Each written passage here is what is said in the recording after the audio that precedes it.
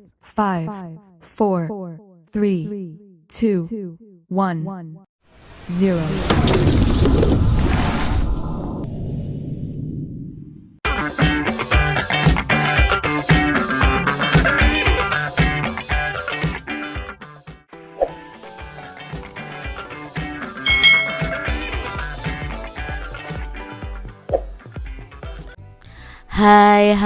Hai, selamat datang di channel YouTube Kak Citra. Apa kabar adik-adik semuanya? Kak Citra berharap kalian dalam keadaan yang baik, sehat, dan siap untuk belajar ya. Hari ini kita akan belajar bersama-sama untuk mata pelajaran tematik kelas 1. Kita belajar di tema 8, peristiwa alam, subtema 1, peristiwa siang dan malam, pembelajaran yang ketiga. Mari adik-adik yang hebat, kita belajar dengan penuh semangat. Adik-adik, perhatikan nih gambar berikut ini. Mereka sedang bersepeda ya adik-adik ya. Pulang sekolah hari masih siang. Udara siang hari itu terasa panas. Angin bertiup sepoi-sepoi. Angin membuat udara terasa lebih sejuk. Siti mengajak teman-teman bermain sepeda. Siti sudah bisa naik sepeda. Ayah telah mengajarkan Siti naik sepeda. Apakah adik-adik sudah bisa naik sepeda nih? Kalau sudah, wah kalian hebat ya. Banyak permainan yang dapat dilakukan saat siang hari adik-adik. Jika matahari terasa menyengat, kalian bisa bermain di dalam rumah. Jika udara terasa sejuk, kalian bisa bermain di luar rumah. Adik-adik yang hebat, di sini permainan apa saja yang dapat dilakukan di dalam rumah? Nah, pasangan gambar di bawah ini dapat membantu kalian. Perhatikan nih adik-adik, ketika cuacanya tidak terlalu bagus, entah itu mendung atau terlalu panas, kalian bisa bermain di rumah nih bersama dengan teman-teman kalian. Tetapi kalau cuacanya cerah dan sejuk, kalian bisa bermain di luar rumah bersama dengan teman-teman kalian. Misalnya ya di sini bermain ayunan, prosotan, bersepeda dan lain sebagainya. Adik-adik yang hebat, mari kita beri tanda bintang untuk permainan yang dilakukan di luar rumah dan beri tanda lingkaran untuk permainan yang dilakukan di dalam rumah. Kita lihat di sini ada 6 gambar adik-adik. Nah, yuk kita cari tahu mana yang bermain di dalam rumah, mana yang bermain di luar rumah. Nah, yang gambar pertama ini bermain dakon adik-adik namanya. Ini permainan di luar rumah, tetapi sebenarnya juga bisa dimainkan di dalam rumah adik-adik.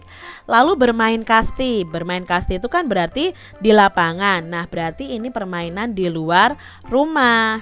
Lalu bermain egrang. Bermain egrang ini juga bisa dilakukan di luar rumah. Berikutnya bermain boneka. Bermain boneka itu dilakukan di dalam rumah adik-adik. Lalu ini bermain monopoli ya adik-adik ya. Ini bisa dilakukan di dalam rumah. Kalau bersepeda itu dilakukan di luar rumah. Jadi adik-adik sudah tahu ya, mana permainan yang bisa dimainkan di dalam rumah atau yang di luar rumah. Siti dan teman-teman itu asik bersepeda. Mereka mengitari lapangan adik-adik. Nah, di lapangan banyak anak bermain layang-layang. Udin mengajak teman-teman untuk ikut bermain layang-layang. Lihat, layang-layang Udin lebih tinggi daripada Beni. Tahukah kamu mengapa? Karena ternyata tali layang-layang Udin itu lebih panjang daripada milik Beni. Adik-adik, yuk kita hitung panjang tali layang-layang Udin. Perhatikan gambar di berikut ini. Yang ungu adalah layang-layang Udin dan yang berwarna merah kuning adalah layang-layang Beni. Udin dan Beni itu mengukur panjang tali layang-layang menggunakan yang namanya jengkal tangan adik-adik. Nah, setelah diukur, panjang tali layang-layang Udin itu 30 jengkal tangannya Udin dan panjang tali layang-layangnya Beni itu hanya 20 jengkal dari tangan Udin. Sekarang coba ukur panjang tali layang-layang Beni dengan jengkal tangan. Apa yang dimaksud dengan jengkal tangan adik-adik? Nah, ini adalah contoh jengkal tangan. Satu jengkal tangan adalah kalian merentangkan telapak tangan kalian, lalu dari ujung kelingking sampai ujung jempol ini disebut dengan satu jengkal. Kalau satu depa itu kalian rentangkan kedua tangan dari ujung tangan yang satu ke ujung tangan yang lain, itu artinya satu depa. Nah, di sini kita masih belajar tentang jengkal adik-adik ya. Perhatikan berikut ini. Nah, ini adalah panjang tali Udin dan Beni tadi. Setelah dihitung, ternyata panjang tali layang-layang milik Udin itu 30 jengkal Udin, dan panjang tali layang-layang Beni itu adalah 20 jengkal tangannya Udin. Jadi tali layang-layang punya Udin itu lebih panjang daripada tali layang-layang milik Beni. Adik-adik, kalian harus tahu bahwa panjang jengkal tangan setiap orang itu pasti berbeda-beda. Orang dewasa jengkal tangannya akan lebih panjang, tetapi kalau anak-anak pasti jengkal tangannya lebih pendek adik-adik daripada orang dewasa. Adik-adik, jengkal dan depa itu disebut sebagai satuan panjang tidak baku. Mengapa tidak baku? Karena panjang tangan dan telapak tangan manusia itu berbeda-beda. Misalnya, Kak Citra mengukur panjang meja bisa 10 jengkal. Tapi adik-adik yang tangannya lebih pendek atau lebih kecil bisa mengukur panjang meja yang sama itu 20 jengkal, karena panjang telapak tangan kita itu berbeda. Contoh satuan panjang tidak baku lainnya adalah bisa pensil, pulpen, lidi, langkah kaki, korek api, dan lain-lain. Adik-adik, hitunglah panjang benda di sekitar kalian menggunakan alat ukur di bawah ini nih. Yang pertama, berapa panjang ikat pinggang kalian. Nah, misalnya di sini kalau dalam gambar ini, panjang ikat pinggang kita dengan menggunakan pensil itu ada berapa pensil? Kita bisa hitung 1, 2, 3, 4, 5, 6, 7, 8. Jadi panjang ikat pinggang ini ada 8 pensil. Tetapi kalau diukur dengan jengkal, ada berapa jengkal? Kita hitung 1, 2, 3, 4, 5, 6, 7, 8, 9, 10. Ternyata ada 10 jengkal. Lalu kita coba lihat di sini berapa panjang penggaris kayu dari Bu Guru. Panjang penggaris kayu ada berapa jengkal adik-adik? 1, 2, 3, 4, 5, 6, 7, 8. Ada 8 jengkal. Lalu penggaris ini ya, ada berapa batang lidi adik-adik? Nah, di sini karena tidak ada pemisah kelihatannya ya adik-adik, ini ada 1 batang lidi. Lalu adik-adik, kalian bisa mengukur panjang tongkat pramuka menggunakan pulpen dan menggunakan jengkalmu sendiri-sendiri. Kalian bisa tuliskan di buku tulis kalian masing-masing. Lalu panjang lengan kirimu adik-adik ya, bisa kalian ukur juga dengan jengkal tanganmu dan pulpen. Lalu berapa panjang tali sepatu bisa kalian ukur dengan jengkal dan batang korek api. Adik-adik, jengkal dan depa tadi disebut dengan satuan panjang yang tidak baku ya. Diingat-ingat karena masing-masing orang panjang tangan, panjang jengkal itu berbeda-beda. Berlatihlah untuk mengukur benda lainnya adik-adik. Kalian dapat menggunakan berbagai benda sebagai alat ukurnya. Nah, kalian tuliskan nih adik-adik, benda-benda tersebut panjangnya berapa dalam tabel seperti ini. Misalnya ikat pinggang diukur dengan jengkal itu 10 jengkal. Nah, nanti kalian bisa urutkan nih dari benda yang paling panjang ke benda yang paling pendek, atau dari yang pendek ke paling panjang boleh juga ya. Kalian bisa tuliskan di buku tulis kalian masing-masing. Adik-adik, masih ingatkah kalian dengan lambang sila ini? Nah, mengukur harus dilakukan dengan benar adik-adik.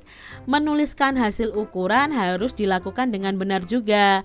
Dalam bersikap sehari-hari pun kita harus benar. Bersikap adil kepada teman-teman, selalu berbuat baik kepada sesama. Nah, sikap ini itu sesuai dengan sila kelima Pancasila. Di sini sila kelima Pancasila itu kan simbolnya ada padi dan kapas. Kapas itu melambangkan kelembutan dan kebaikan adik-adik. Warna putih melambangkan kebenaran. Adik-adik, apakah bunyi sila kelima Pancasila?